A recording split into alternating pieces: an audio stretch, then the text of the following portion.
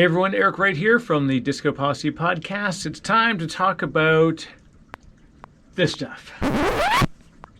And one of the things that a lot of podcasters and recording artists, like just folks want to bring a really good crisp sound into their recording rig. There's equipment. We talked in the past. You can check out the other videos on the channel where I actually go through all of my recording gear. Lots of links if you want to be able to get your own. We're not going to review that right now. What I'm going to talk about is the stuff that you often find on studio walls. And the reason it's important is because there's a ton of good reasons why you want it, and there's also a couple of myths that we're going to bust right now. So number one, what's the deal with all this stuff, right? This is sound dampening equipment. And when I say, sound dampening, acoustic foam, which is what this is called, it basically used to be the stuff they would put inside computer boxes when I was a kid. I probably could have collected all that stuff and probably sold it for a ton on eBay. As not only this acoustic foam, but classic. I've been a recording artist and played in bands for a lot of years, so we've talked throughout the years about what's the best thing to do. Some of the recording studios I was in literally had mattresses on the wall. Why do we do it? Because we want dead sound. What we want to have is no echo. And this is part of the problem you get is if you get a really strong echo, it can really impact the quality of your sound. So by limiting the echo, using things like acoustic foam, I've got a couple different tiles that we can reference here. And you can actually see them on the walls if you've seen the rest of the video. So let's take a look right now. This is actually very simple acoustic foam. It comes in blocks like this. And that's right, read the warnings, the suffocation warning, so don't put your face in there. Don't do that for long. But the point is, while this is not a toy, this is a whole lot of acoustic foam. So it comes as a bundle. You can get it off Amazon. Click the link below. You can actually get it yourself. It's very cool because it's just packaged up. Comes in pairs, separates easily. But now here's the fun part. Right. My biggest tip I give to most people is not only just the fact that you should get this stuff and you can put it around areas in the room to help to kind of dampen sound. You can hang blankets, drapes, curtains. There's other ways to do it. The other one is corner foam. Oh, hey now. Corner foam. So this is also used in the corners. You may be able to see it depending on the camera angle. But this is used, as you can see, triangle. So you can just pop this in the corners. Same idea again. It's going to catch all the angles. And really what this is just make sure that sound doesn't bounce around. So what you want to do is make sure that you've got a room. You can even just use, if you're doing recording, just have, they've got little, sound boxes you can make. And you can make these little recording boxes.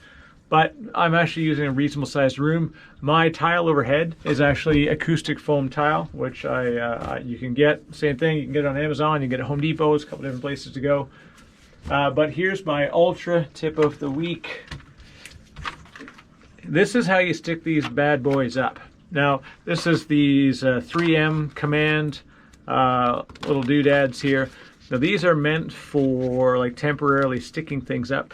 And the cool thing is, they basically, it's like almost like a little plastic Velcro, and then you just peel it off the back. When you're done, it has this little pull strap.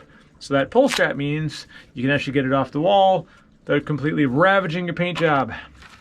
Here's the catch though. Number one, super cool. You're gonna use a ton of these, so it's a bit pricey, not cheap to do this stuff.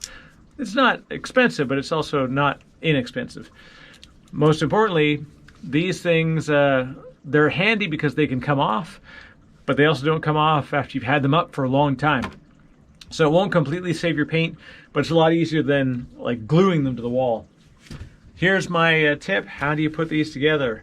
Well, very easily. You get your little 3M doodads, your little command strips, and they actually come, you just basically make a pair. You stick that together, and then what you do is you just go along. Now I do it along the side that has the bendy bits of the foam, so it's actually running in parallel with your angles of your foam. We do the same thing, we do another one there. Again, like I said, buy these in bulk. buy them in bulk. Links down below. If you're on the blog, go to the blog and you can actually see exactly how we put this stuff together. Maybe I'll put some photos up there as well if I can. There you go. So you put these together like this, and then, because this is super light, what you do is you just do that for all of them, and then you can actually stick them up. The cool thing is, if you want to do them, you can actually do them in sort of funky patterns. You can get them in different colors. It is just that simple and that easy. Here's the catch though. If you are OCD like me, right, you buy them as a set. Make sure when you buy them as a set and you want to lay them out, keep your eyes on it, because if you can see this in the light, these are actually different colors depending on the way you look at them. So what can happen sometimes is that they'll actually be slightly different in batches. So just keep your eyes on that. From the front, they're generally not discernible, and that's because they're bent at angles, like all you're seeing is the angle. So you can wrap cylindrical things with it as well. You can do whatever you want. All right, here's the myth busting. The most important thing, number one, does not make a good cast. Okay, myth number one. It's actually not a myth. Here's the trick. Stuff is not soundproof. Don't ever say soundproof foam. Not soundproof. Not soundproof at all. It's not soundproof. Did I mention that?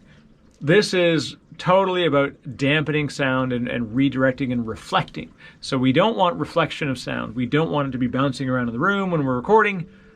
That's it. That's literally all it is. So if you want something that's for complete soundproofing, you need to have a raised floor with an incredible amount of extra thick, hard padding.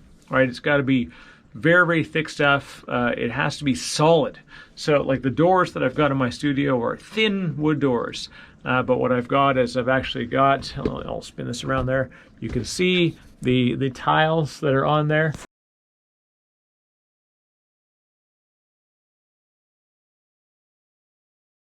If you're looking to make sure that you can get a really crisp sound, this is the way to do it.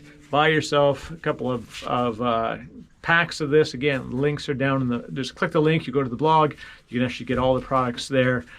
And put this up. Have fun with it, make it a pattern. You can see here I've kind of like tried to lay out a particular pattern style. Yeah, it has a neat look. And it has a great sound. You can hear there's literally completely dead sound in here. And I'm going to put a few more up because I've got extra. They're they come in packs of like 20 or something like that. Anyways, I hope this is helpful. That's why when you look at people's studios, quite often you see different things on the wall. There's lots of different ways to get acoustic foam. Remember, tip number one, not actually soundproof, but enjoy it. If you're looking to sort of raise your game, get your sound really crisp and really tight, this is a fantastic way to do it. And if you can't do it for a whole room, you can make yourself a recording box, kind of like I've got my light box here. I could take this and actually pad it up, make it foldable, collapsible. There's portable little sound units that you can get, it's like a little mini hood that you go inside and you can record in there. Very tight, space, but hey, if you're not doing a video podcast, then it's just fine. So I hope this is helpful. Make sure you do check it out. Click on the link down below here and subscribe. I'm going to have lots of tips like this. Get notified as well. Hit the little bell icon. Ding!